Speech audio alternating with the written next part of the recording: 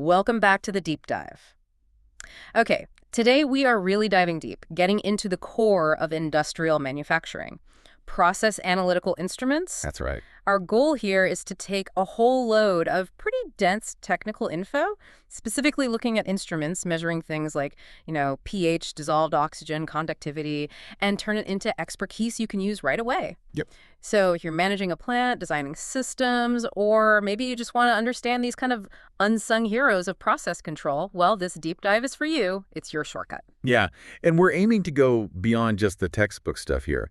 The real challenge, in this field is taking these, frankly, quite sophisticated chemical measurements that you'd normally do in a lab. Right. And making them work reliably, day in, day out, giving real-time data, but in really tough environments. Think about like corrosive wastewater or super high-temperature boiler water, maybe pressurized reactor. Hostile places for sensitive gear. Exactly. So we need to understand the principles, sure, but maybe more importantly, the unavoidable maintenance issues, the liabilities, and also the advanced features that help deal with those problems. Things like smart transmitters, different protocols, HART, Modbus, that kind of thing. Right. The goal really is understanding how you choose these instruments. Maybe it's a high-end transmitter, like an AWT-210, or something more rugged, like the AX400 series. How you set them up, how you keep them running. Because these measurements, they aren't just for ticking boxes for regulations. They directly impact efficiency, safety, even how long your pipes last. Oh, absolutely. A tiny drift in pH in a cooling tower, that could literally cost millions in corrosion down the line. These things are like the sentinels on the wall. Well put.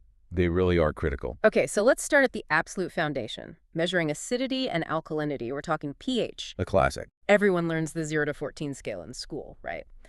But taking that measurement out of the lab and into, say, a high-pressure chemical reactor, what's the actual electrochemistry going on, and, what are the immediate practical problems you hit? Well, the basic principle, it sounds simple enough.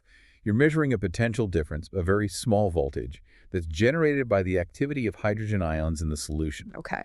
Now, the tricky part really is the sensor itself. A working pH sensor, it absolutely has to have two key parts. First, there's the glass electrode. That's the bit that actually senses the hydrogen ions. It's very selective for H+ call. The sensing part. Right. And second, you need a reference electrode. This provides a stable, constant electrical potential. The glass electrode's potential is measured against this stable reference. Ah, okay. So the reading we get is purely relative. It's the difference between that variable potential on the glass and the steady one from the reference. Precisely. And here's where the first big operational challenge hits you. That glass electrode membrane, it's highly resistant, electrically speaking. We're talking extremely high impedance, gigaohm range. Gigaohms. Wow. Yeah, which means the signal it generates is incredibly weak and super vulnerable to electrical noise. Any temperature changes, even just a bit of moisture getting into the cable connection. Right. That's why you basically can't run a raw pH signal more than, say, a few feet without amplifying it first. That high impedance, it's like the technician's constant battle. Yeah, I can definitely see why. If the signal is that delicate, what are the main things, maintenance-wise, that mess up that electrochemical balance? Okay, so the main failure points, they mostly come down to contamination and just general degradation over time. First off, the glass electrode itself, it just naturally ages. The response drifts. So they need regular replacement. They're essentially consumables. Second, and this is often more critical, is the reference electrode junction. This is the little interface, often like a porous ceramic plug, where the internal electrolyte solution inside the reference electrode meets your process sample. A contact point. Exactly. Now, if that junction gets clogged up, maybe coated with oils, or if certain ions get in there and poison it, things like heavy metals or sulfides are notorious for this, then that stable reference potential you rely on, it starts to shift. And this creates what we call a liquid junction potential error. Basically, your baseline reference is wrong, and so your pH readings become completely unreliable. Garbage in, garbage out. So fouling isn't just blocking the signal, it's actually changing the reference point for the measurement itself. You got it. And that leads us straight into maintenance. Because you've got this inherent drift and this constant risk of fouling, two things become absolutely non-negotiable. Automatic temperature compensation, or ATC, and regular calibration. Right, ATC. We hear that acronym all the time. Can you break down the physics? Why is temperature so critical for pH measurement accuracy? Sure. So the relationship between the hydrogen ion concentration, the actual pH, and the voltage the electrode system puts out is described by something called the Nernst equation. Okay. And that equation, it explicitly includes temperature as a variable. So for example, at 25 degrees Celsius, the sensor's response changes by about 0.059 volts for every 1 pH unit change. But if the process temperature shifts, say up or down by 10 degrees, the slope of that voltage to pH response changes quite significantly. Meaning a solution that's genuinely pH 7 might show up as, I don't know, pH 6 or pH 8 just because the process fluid got hotter or colder? Precisely. The ATC function takes care of this. It uses a separate temperature sensor, usually a little RTD like a PT100 or PT1000, placed right near the electrodes to measure the actual process temperature. Mm-hmm.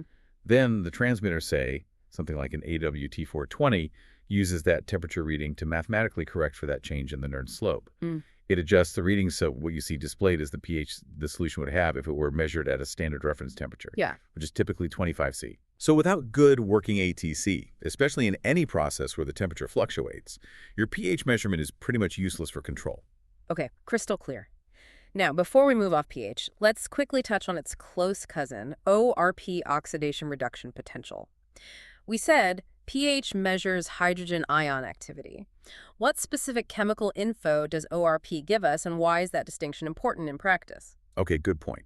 If pH tells you about the strength of an acid or a base, how much H plus is around, then ORP tells you about the solution's overall chemical reactivity. Specifically, its tendency, its potential, to either oxidize something else, meaning steal electrons, or reduce something else, give away electrons. Right. For ORP measurement, you use an electrode made of an inert metal, typically platinum or maybe gold. This electrode doesn't actually react chemically itself. It just acts as a surface for electrons to be exchanged with the oxidizing or reducing species in the solution. So it's measuring electron activity or electron transfer potential, not a specific ion concentration like pH does with H+. That's the fundamental difference, yes. Think about water treatment. After you dose chlorine for disinfection, you might use an ORP sensor. It doesn't tell you exactly how much chlorine is left, ppm-wise, but it does tell you if the water has reached a strong enough oxidizing potential to effectively kill off the bacteria and viruses. So it confirms the job is getting done, chemically speaking. Exactly. It confirms you have enough chemical oomph, enough oxidizing power. So pH and ORP, they're often used together. They're complementary. But one's about protons, pH, the other's about electrons, ORP. All right, let's switch gears now. Let's talk conductivity. This, as you said, measures how well a solution conducts electricity, which is basically proportional to the total amount of dissolved ions in it. Now, unlike pH, where we mainly had the glass electrode system, here we seem to have three quite distinct sensor technologies: 2-electrode, 4-electrode, and electrodeless or toroidal. Why the variety? What drives this specialization?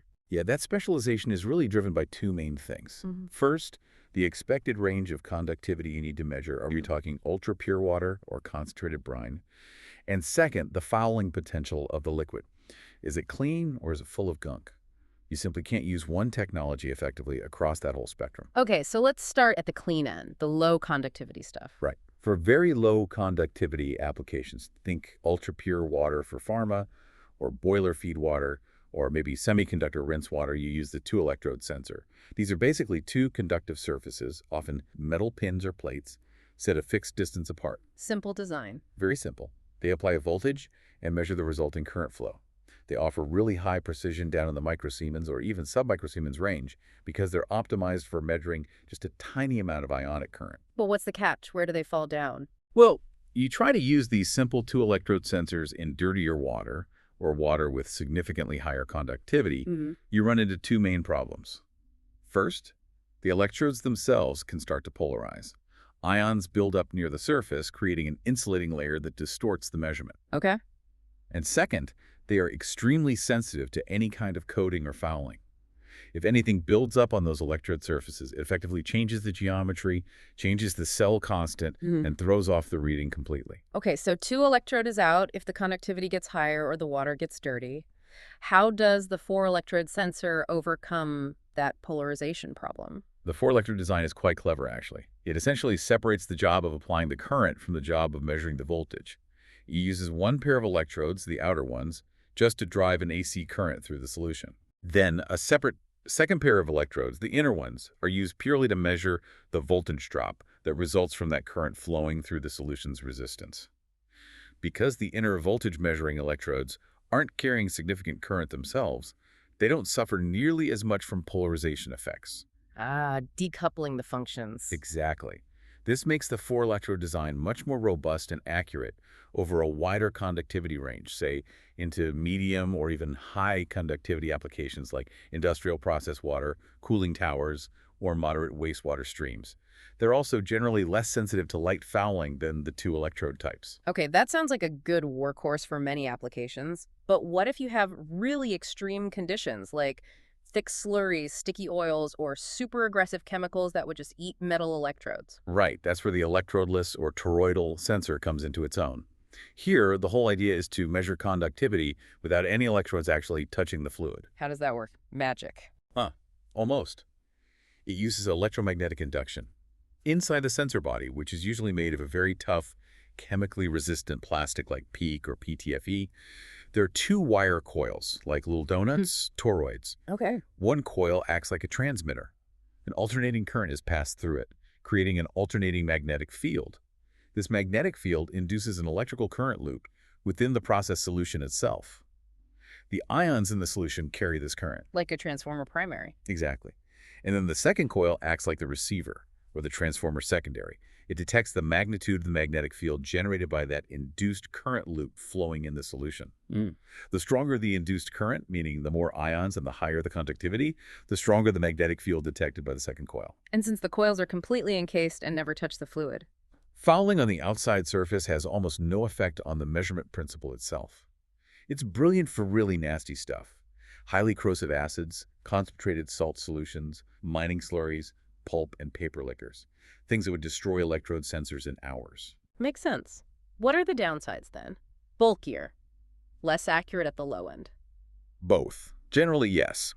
They are physically larger sensors, and while their accuracy is perfectly fine for most industrial control, they typically don't have the same ultra-high precision as a two-electrode sensor right down at the pure water end of the scale. But for sheer survival and reliability in aggressive or fouling-prone liquids, they are often the only viable choice.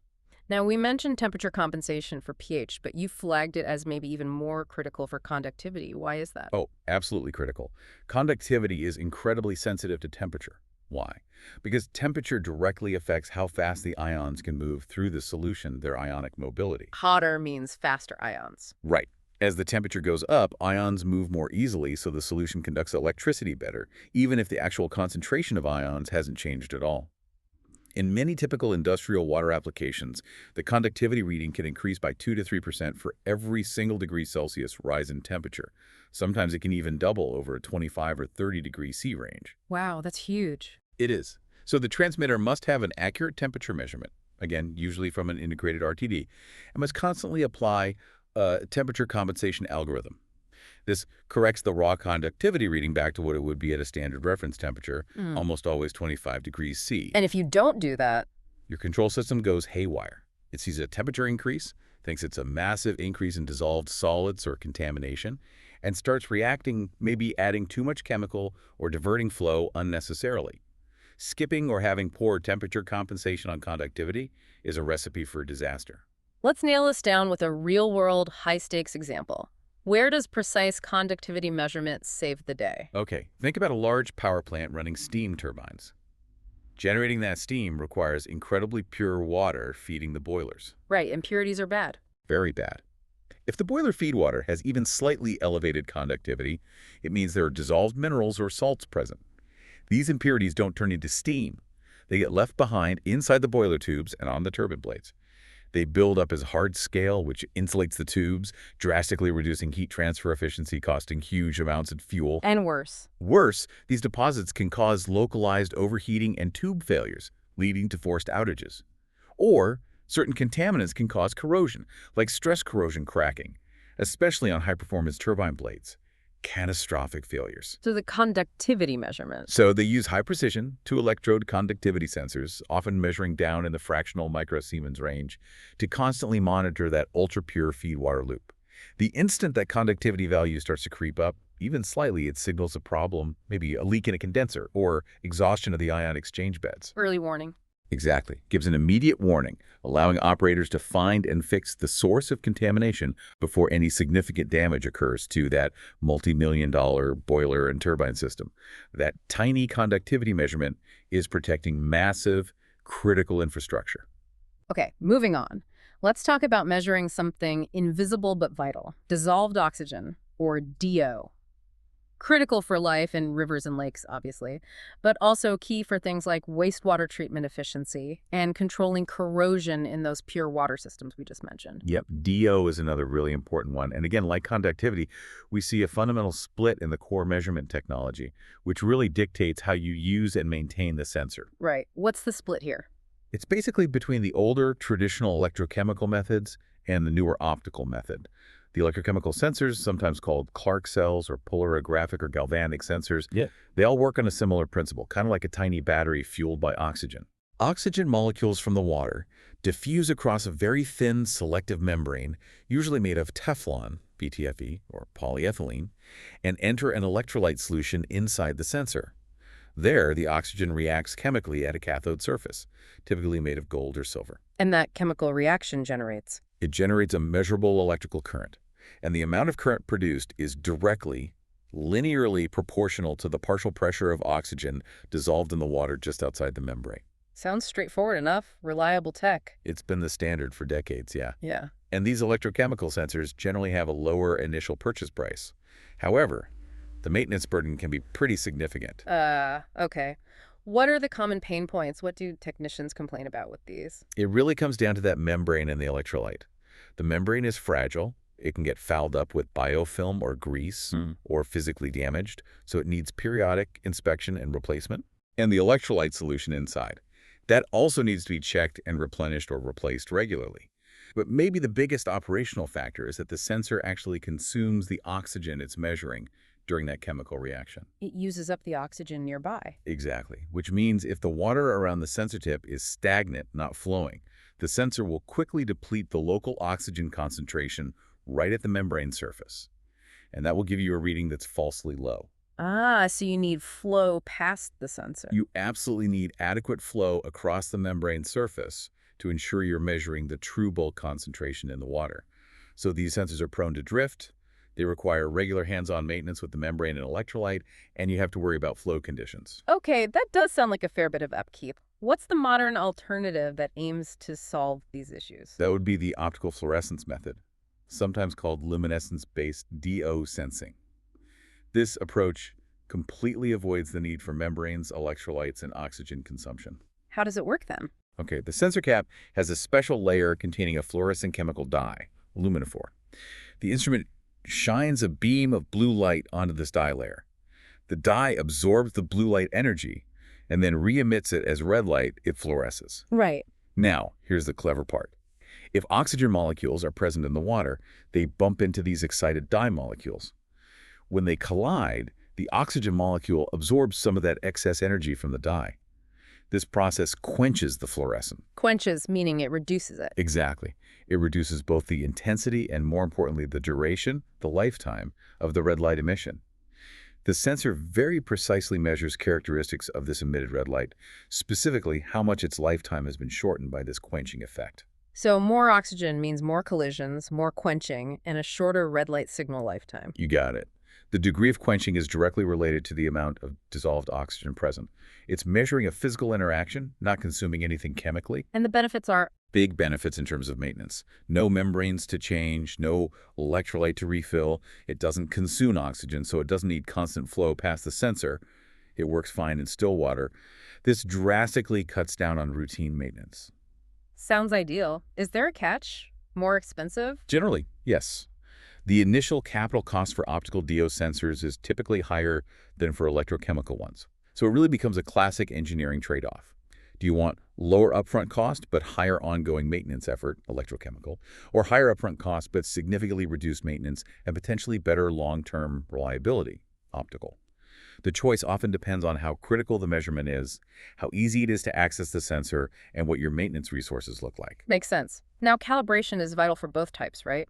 Especially since things like air pressure, temperature, and even salinity affect how much oxygen water can hold. How do you perform a standard 2-point calibration? Right. Calibration establishes the sensor's accurate range. You need a reliable zero point and a reliable saturation point. For the zero oxygen point, you need water with absolutely no DO in it. The easiest way to achieve this chemically is to use a strong reducing agent, like sodium sulfite powder, dissolved in a small amount of water in a sealed container with the sensor. The sulfite rapidly scavenges all the dissolved oxygen. Okay, that sets the zero. What about the high point? For the high point, the saturation point, you use water that's fully saturated with oxygen from the air. The simplest way is usually to just suspend the sensor in air above a water surface inside the calibration cup, ensuring it's in a 100% water vapor saturated air environment, or sometimes vigorously bubbling air through clean water. And the transmitter knows what the DO should be. Exactly. The transmitter knows the current atmospheric pressure, either measured or entered manually, and the current temperature. Based on established physical laws, it calculates the theoretical DO concentration for water fully saturated with air under those specific conditions. You then adjust the sensor reading to match that calculated saturation value. That sets the span, or the upper end, of the measurement range. Doing this zero and span calibration carefully and consistently is key. Okay. And the big application hook for DO, particularly in something like wastewater treatment, is often about saving energy, isn't it? Oh, absolutely. Think about a typical municipal wastewater treatment plant using an activated sludge process. You have these huge aeration basins where microorganisms consume the pollutants. But these bugs need oxygen to live and work efficiently. Right. Providing that oxygen usually involves running massive blowers or compressors to pump air through diffusers at the bottom of the tanks. This aeration process can easily account for 50%, maybe even 60% or more, of the entire plant's electricity consumption. It's a huge energy cost. So where does DO control come in? Well, you don't want too little oxygen. The bugs become inefficient or die off, and treatment quality suffers. But you also don't want way too much oxygen. That just means you're running those expensive blowers harder than necessary, literally pumping electricity and money into the air. Finding the sweet spot. Exactly. DO analyzers are placed strategically in these aeration basins. Their real-time readings feed back to the plant's control system, the SCADA or PLC. The control system then automatically adjusts the speed or output of the blowers to maintain the DO level within a narrow, optimal target range, just enough oxygen for efficient biological treatment, but no more. So optimized DO control directly translates to minimum energy use for maximum pollutant removal. Precisely. It's a massive driver for operational efficiency and cost savings in water treatment worldwide. All right, let's shift focus now from things dissolved in the water to things suspended in it. Let's talk turbidity and total suspended solids, or TSS. Turbidity is basically how cloudy the water looks, right? But measuring it accurately is crucial for things like drinking water safety. How do we put a number on cloudiness using light? Yeah, turbidity is essentially the optical property of water that causes light to be scattered and absorbed rather than transmitted straight through. It's caused by suspended particulate matter, things like clay, silt, finely divided organic material, algae, plankton, microorganisms. And we measure it in. It's typically measured and reported in nephelometric turbidity units, or NTU. You might also see FTU, formazine turbidity units, or JTU, Jackson turbidity units, which are based on different historical standards, but NTU is the most common, especially for regulatory compliance. Okay. Now, the measurement principles you mentioned, light scattering and absorption, seems there are two main ways instruments approach this. That's right. The two core principles are turbidimetry and nephelometry. Turbidimetry measures the amount of light that is transmitted straight through the sample, so more particles mean more light gets blocked or absorbed, meaning less light reaches the detector on the other side. Simple enough. Simple? Yes. But it has a major flaw, especially for water quality. Turbidimetry is very sensitive to the color of the water sample itself. If the water has a natural yellow or brown tint, that color will absorb some light, making the water appear more turbid than it actually is based on particles alone. Ah, so color interferes. How does nephelometry fix that? Nephelometry tackles this by measuring the light that is scattered by the particles at a specific angle, typically 90 degrees, relative to the incoming light beam. Why 90 degrees? Is that angle special? Yes. Measuring the scattered light at 90 degrees has been found to provide the best correlation to the actual concentration of suspended particles, while significantly minimizing the interference from dissolved color in the sample. Light scattered at this angle is much more dependent on the particles themselves and less affected by how much light the water absorbs overall. Okay, so 90-degree scatter measurement gives a truer reading of the particle load, largely independent of water color. Exactly. That's why the International Standard for Regulatory Turbidity Measurement, like ISO 7227, specifies the nephelometric method using 90-degree scatter, often with an infrared light source, to further reduce color interference. Got it. Now, instruments like the ABB Aztec ATS 430 are mentioned. They seem to pack in a lot of features beyond just the basic 90-degree measurement, things like adaptive calibration, self-cleaning. What do these mean in practice? Right, those features are all about tackling the main operational headaches with turbidity measurement, which are primarily fouling of the optical surfaces and maintaining accurate calibration, especially when trying to relate turbidity, an optical property, to total suspended solids, TSS, which is a weight measurement. Okay, let's start with cleaning. Fouling is a constant battle. Biofilm, grease, or sediment can easily coat the optical windows where the light beam enters and exits the sample. So many modern sensors, like the ATS 430, incorporate some form of in situ cleaning. This might be a mechanical wiper that physically scrubs the windows periodically, or maybe a jet of compressed air or clean water that blasts the surfaces clean automatically. This dramatically extends the time the sensor can operate reliably without needing manual cleaning. Makes sense. What about this adaptive TSS calibration? Turbidity isn't the same as TSS, right? Correct. Turbidity, NTU, is an optical measurement of cloudiness. Total suspended solids, TSS, is a gravimetric measurement. You filter a known volume of water, dry the filter, and weigh the solids captured, usually reported in MgL or ppm. While higher TSS generally leads to higher turbidity, the exact relationship between NTU and MgL depends heavily on the nature of the particles, their size, shape, color, and density. So 10 NTU from fine clay might be a different MgL value than 10 NTU from larger organic solids. Precisely. A simple, single factory calibration curve might not be accurate for TSS across different applications, or even within the same application, if the particle characteristics change over time. Adaptive TSS calibration allows the instrument to learn and adjust its NTU to TSS correlation based on actual grab samples analyzed in the lab for that specific process stream. It uses algorithms to build a more accurate, site-specific calibration, sometimes even adapting to changing conditions. Smarter calibration. And predictive diagnostics. That's about anticipating problems. The transmitter continuously monitors the health of the sensor itself. Things like the intensity of the light source, is the lamp aging, the stability of the detector signal, how often the automatic cleaning cycle is running, is fouling getting worse. Based on trends in these parameters, it can predict potential issues before they cause a measurement failure and alert the operators that maintenance might be needed soon. It shifts maintenance from being reactive, fixing it after it breaks, to being proactive. Okay, so give us the big application hooks for turbidity and TSS. Where is this measurement absolutely critical? Well, the most critical is undoubtedly municipal drinking water treatment. After water goes through filtration beds, like sand filters, turbidity measurement on the final effluent is the primary way to ensure the filters are working correctly and removing harmful microscopic particles, including pathogens like Giardia and cryptosporidium cysts. So it's a direct public health safeguard. Absolutely.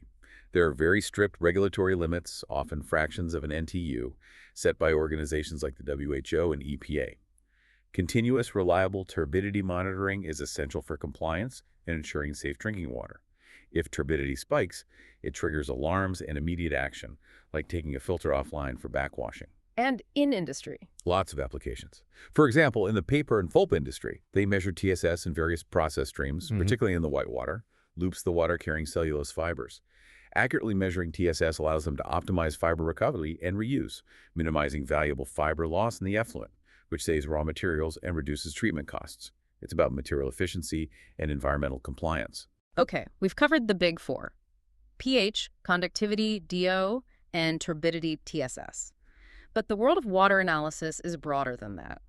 Let's briefly touch on some more specialized instruments needed for specific compliance or process control tasks. Right. Once you move beyond those general parameters, you often need analyzers dedicated to measuring one specific chemical substance. A prime example is chlorine. For disinfection, mostly. Exactly.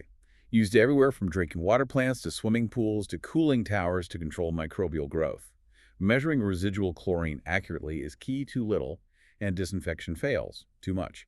And you can have issues with taste, odor, corrosion, or forming unwanted disinfection byproducts. And how are these typically measured online? Most commonly using membrane-covered amperometric sensors. Similar in principle to the electrochemical DO sensors, chlorine diffuses across a membrane and reacts chemically at an electrode, generating a current proportional to its concentration. So similar maintenance headaches, membrane fouling. Pretty much, yes. Membrane integrity is key, fouling is an issue, and they often require specific pH buffering regions to work correctly, so you have reagent levels to monitor and replenish as well. Careful maintenance is definitely required for a reliable chlorine measurement. Okay. What about other specific pollutants like nutrients in wastewater? Yeah, things like ammonia, phosphate, nitrate are often tightly regulated in wastewater effluent because they can cause eutrophication in receiving waters. For these, you typically need more complex, dedicated analyzers. For instance, the Aztec AM631 for ammonia monitoring is mentioned. These often work like automated laboratory chemistry sets. How so? They'll automatically take a sample, add precise amounts of chemical reagents, maybe heat it or mix it, and then measure the result, often using colorimetry measuring the intensity of a color change caused by the chemical reaction. This gives you a near real-time measurement of that specific pollutant concentration. So mini labs in a box, essentially. That's a good way to think of it. They automate wet chemistry methods. Similarly, for measuring the overall organic load in water parameters like BOD, biological oxygen demand, or CO, chemical oxygen demand, you often need specialized sensors or analyzers. Some use UV light absorption, like UV-Tech sensors mentioned, as a surrogate measurement, correlating UV absorbance to organic content. Others might involve automated chemical digestion steps. These are crucial for assessing effluent quality against discharge permit limits. Okay, got it. Now let's take a bit of a left turn here. Included in this suite of process analytical tools are load cells. This feels different. We're shifting from chemical or optical analysis of fluids to measuring physical force or weight. Why are load cells considered part of this process automation picture? It might seem like an outlier, yeah, but it makes perfect sense when you think about how industrial processes actually run. Very often, precise control of chemical process relies directly on precise physical measurement, especially mass or weight. Like in batching. Exactly. Think about making anything from concrete to pharmaceuticals to cake mixes. Yeah. You're often mixing several ingredients together based on weight to get the right recipe and final product quality. The accuracy of that weight measurement, provided by load cells under the tanks or hoppers, is absolutely critical to the final chemical composition or product consistency. So the physical measurement directly drives the chemical outcome. Precisely. And importantly, the electrical signals from these load cells integrate seamlessly into the same industrial automation systems, the PLCs, the DCS systems that are also handling the signals from the pH sensors, the conductivity sensors, the flow meters, everything else. It's all part of the same control loop logic. Okay, let's get into how they work then. The core technology relies on something called a strain gauge.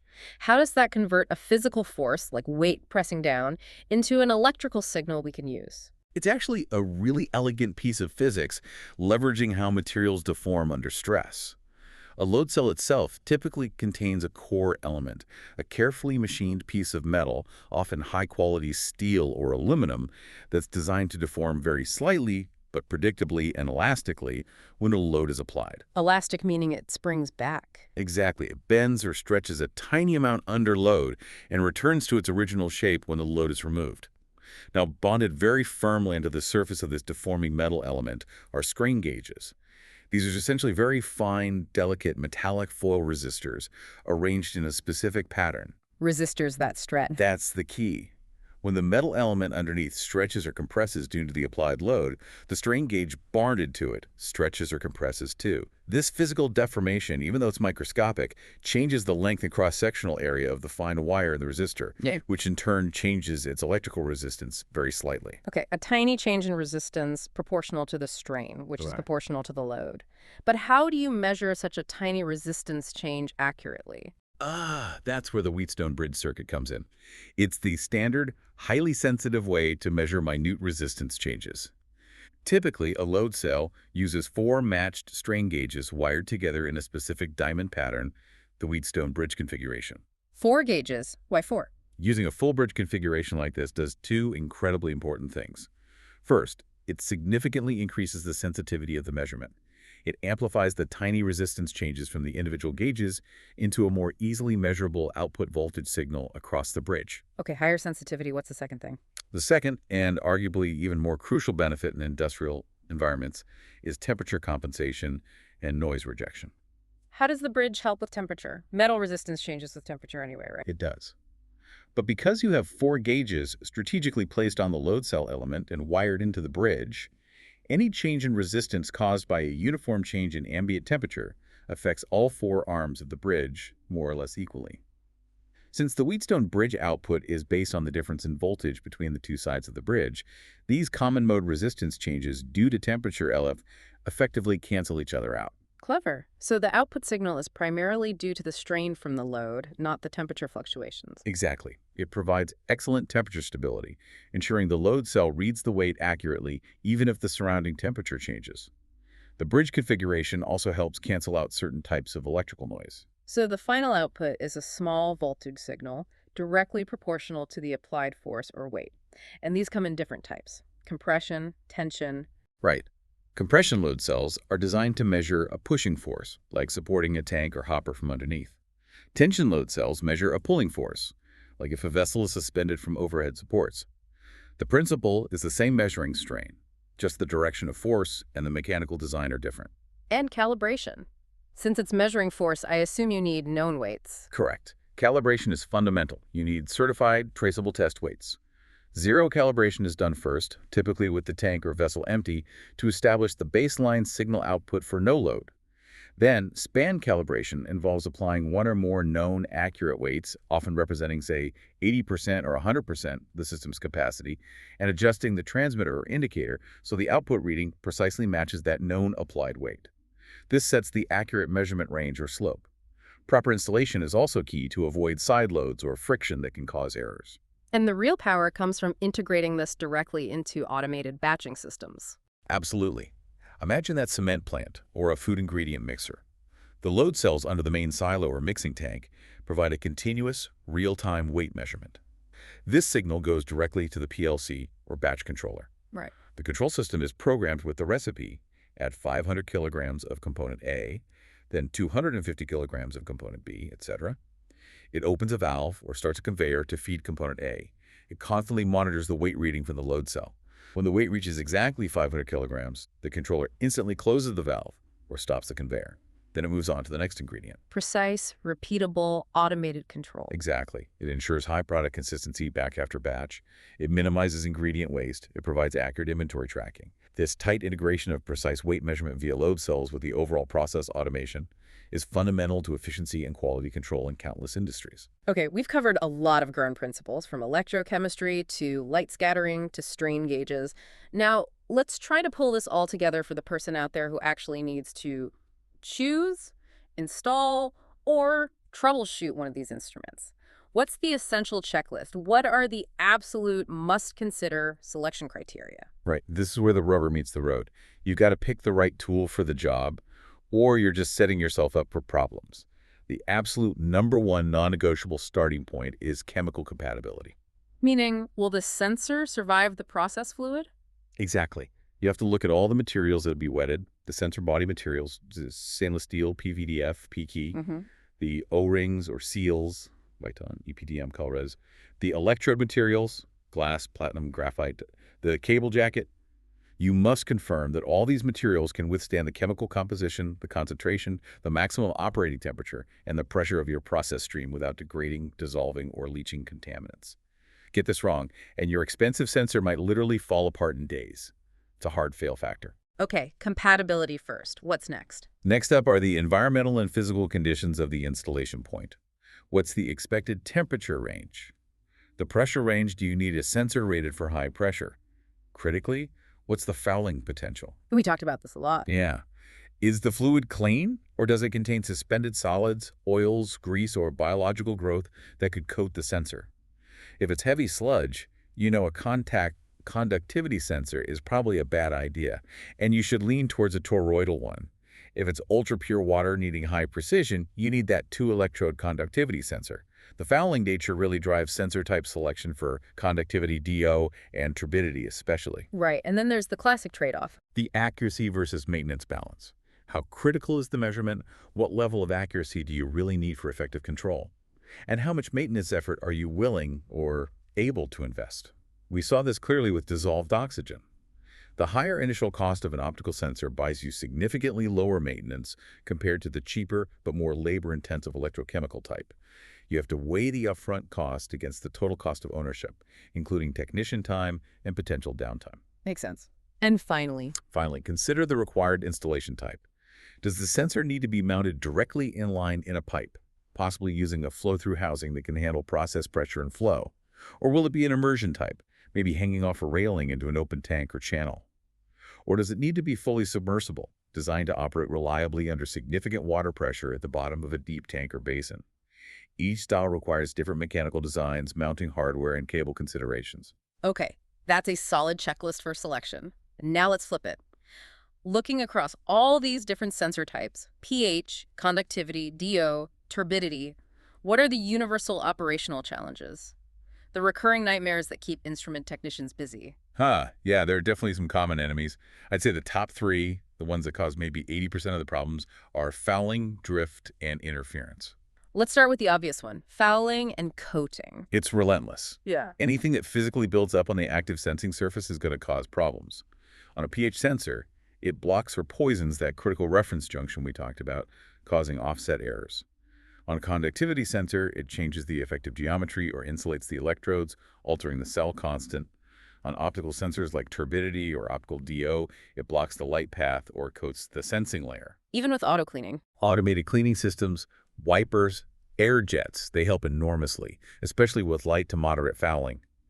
But in really challenging applications, persistent or aggressive fouling will eventually overwhelm them, and manual cleaning becomes necessary. It's the #1 maintenance task for many of these sensors. Okay, fouling is enemy number one. What's number two? You mentioned drift. Calibration drift. This is the slow, gradual change in a sensor's output over time, even under ideal conditions. Electrodes age, reference electrolytes slowly change composition, light sources dim, electronic components degrade slightly. It means that even if a sensor was perfectly calibrated last month, its reading today might be slightly off. So calibration isn't a one-time thing. Absolutely not. Regular recalibration is essential to compensate for this inherent drift and ensure ongoing accuracy. This involves taking the sensor out of the process, cleaning it carefully, and comparing its reading against known traceable standards, pH buffers, zero saturation points for DO, conductivity standard solutions, certified weights for load cells. Deciding on the right calibration frequency weekly, monthly, quarterly is a critical part of the maintenance plan, balancing accuracy needs against the labor involved. If you let calibration slide, your whole control loop could be running on bad data. Okay, fouling, drift, what's the third horseman? I'd call it interferences or factors influencing readings. These are external factors, often related to the process environment itself, that can mess with the measurement in unexpected ways. We've hammered home temperature. Obviously, it affects almost all these measurements. But there's also pressure, which can affect DO readings, partial pressure, and sometimes stress sensor bodies. Salinity is a big one. Dissolved salts significantly impact conductivity readings, and they also change how much oxygen water can hold. So DO readings need salinity compensation in seawater or brackish water. And electrical noise. Oh yeah, electrical noise can be a huge problem, especially with high impedance signals like pH or sensitive low-level signals. Improper grounding, nearby high-power equipment, variable frequency drives these hears can all induce noise onto the signal cables, leading to erratic or unstable readings. Troubleshooting often involves not just checking the sensor itself, but also looking at the wiring, grounding, and the surrounding electrical environment. It requires a more holistic view. Right. So dealing with fouling, drift, and these various interferences requires significant effort. This brings us nicely to the role of smart technology. We have these modern transmitters now, like the AWT210, AWT420, the AX400 series. How do they help simplify tackling these operational challenges? They're more than just signal conditioners, right? Oh, much more. You can think of them as intelligent hubs, moving a lot of the processing power and diagnostics right out into the field, closer to the sensor. These multi-input transmitters can handle signals from various sensor types. They perform all the complex calculations needed, like the temperature compensation algorithms for pH and conductivity we discussed. They run the predictive diagnostic routines we mentioned for turbidity, monitoring sensor health. And they handle the communication side, too. Exactly. They act as the crucial gateway between the raw sensor signal and the plant's main digital control system, PLC-DCS. And this is where the communication protocols become really important, things like HART, Modbus, and Profibus. Okay, let's unpack those a bit. Why does using a digital protocol like HART instead of just a simple 4 to 20 milliamp analog signal make such a difference for maintenance? It's the difference between getting just one piece of information, versus getting a whole dashboard of information. The traditional 4 to 20 mA analog signal only carries the main process variable, say 7.2 for pH or 1500 microsiemens for conductivity. That's it, one number. Okay, and heart. HART stands for Highway Addressable Remote Transducer. It's clever because it superimposes a low-level digital signal on top of the existing 4 to 20 mA analog wiring.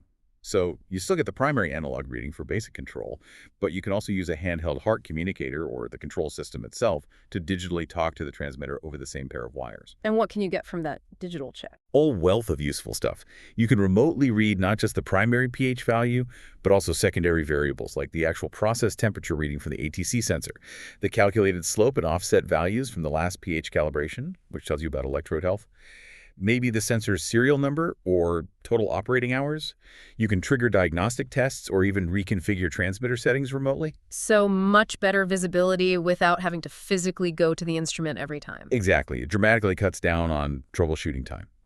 You can diagnose many common problems like a failing temperature sensor or a drifted calibration right from the control room or a junction box, often without needing a ladder or special permits. Okay, that's heart. What about Modbus and Profibus? Are they similar? They are similar in that they are also digital communication protocols, but they are generally considered true field buses. Unlike HART, which piggybacks on analog, Modbus and Profibus are typically fully digital communication links, often running over different wiring like RS-485 or twisted pair networks. Faster. Yeah. More data. Generally, yes. Modbus is very widely used, especially in industries like water, wastewater, because it's relatively simple, robust, and an open standard. It allows instruments to transmit not just the main process value, but a whole range of diagnostic codes, status bits, configuration parameters, and multiple measurement values if the transmitter supports them, for example, pH and temperature. Profibus, particularly its process automation variant Profibus PA, is often favored in more complex high-speed process industries like chemicals or refining. It's designed for robust, deterministic communication in potentially hazardous areas and allows for extensive device management and network diagnostics across hundreds of instruments connected to the same bus. So these digital protocols essentially turn each instrument into an intelligent node on a network, constantly reporting its status and health, not just its measurement. That's a great way to put it. So if a technician sees, say, the pH reading starting to look suspect on the control screen, they don't just see the bad number. They can use the diagnostic capabilities enabled by HART or Profibus to remotely query the transmitter. The transmitter might report back, "Warning, pH electrode slope is now below 80% efficiency," or "Diagnostic alert, reference impedance is high." This tells the technician exactly what the likely problem is and that the electrode probably needs replacement, all before they even leave the workshop. Huge time saver, much more targeted maintenance. Absolutely. And one more piece of smart tech worth mentioning, focused purely on simplifying setup, is a feature like ABB's EaseLink. What does that do? This addresses the potential for human error during sensor installation or replacement. With EasyLink, the sensor itself digitally stores its own identity information, like its serial number, calibration data, configuration settings.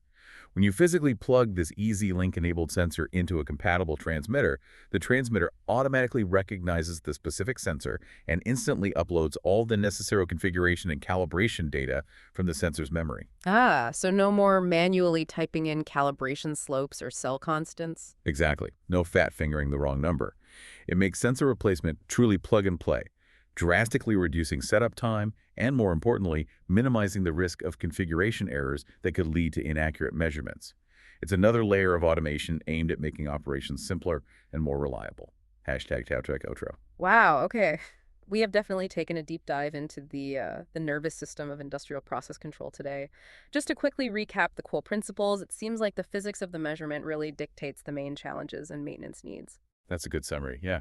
So pH boils down to measuring a voltage difference related to hydrogen ions, and the big watch-out is protecting that reference junction from fouling. Right, and conductivity is all about measuring ionic flow, and success depends heavily on choosing the right sensor technology, 2 electrode for pure, 4 electrode for general, or toroidal for nasty stuff, and nailing that temperature compensation. Yep.